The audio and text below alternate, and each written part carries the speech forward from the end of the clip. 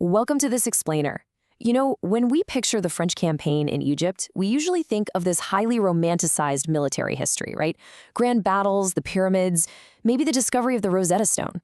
But what if I told you that this whole operation was actually one of the most calculated, audacious geopolitical heists in history? So why did France really invade Egypt? Well, to figure that out, we have to kind of zoom out. We need to pivot away from all those legendary tales of Napoleon's military glory and look at the hidden economic drivers.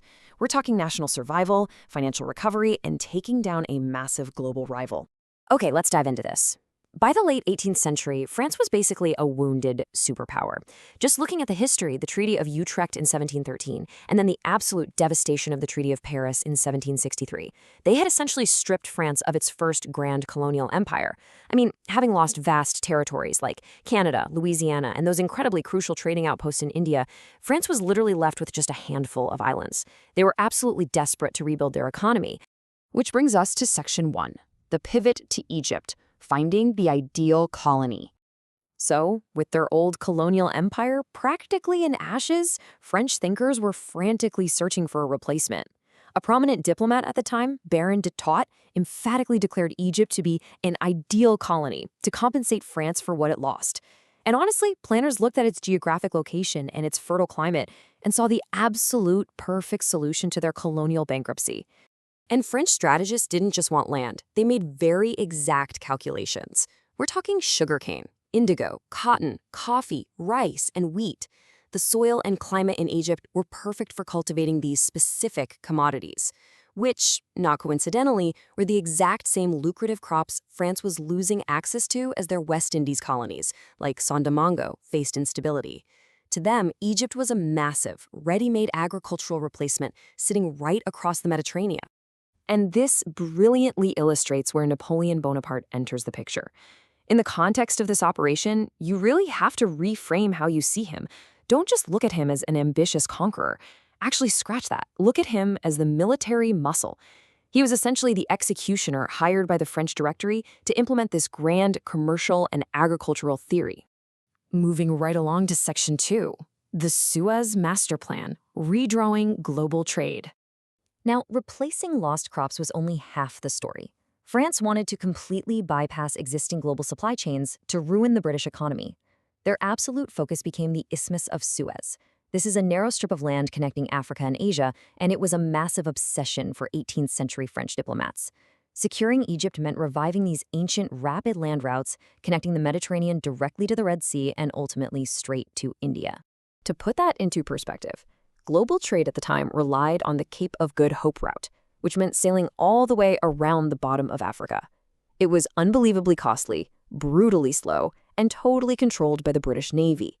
But contrast that with the French vision, the Suez and Red Sea route. It would be fast, direct, highly lucrative, and most importantly, dominated entirely by France. It was a potential game changer. The ambition here was just staggering. Listen to the explicit urging of Charles Magellan, the French consul in Egypt. He wrote, "Use this route to ruin British trade in India." It feels like we're reading classified state secrets, doesn't it? The plan wasn't just to compete in the market. It was a highly targeted campaign for the literal financial destruction of the British Empire. That takes us to Section 3, crippling British trade, the ultimate victim. You see, control of Egypt and the Red Sea was essentially a weapon aimed directly at Great Britain's wealth in India. The French devised a very specific step-by-step strategy. Step 1, seize Alexandria and Cairo. Step 2, revive that Suez land route. Step 3, dominate the Red Sea. And finally, Step 4, use this massive choke point to completely cut off British India from European markets.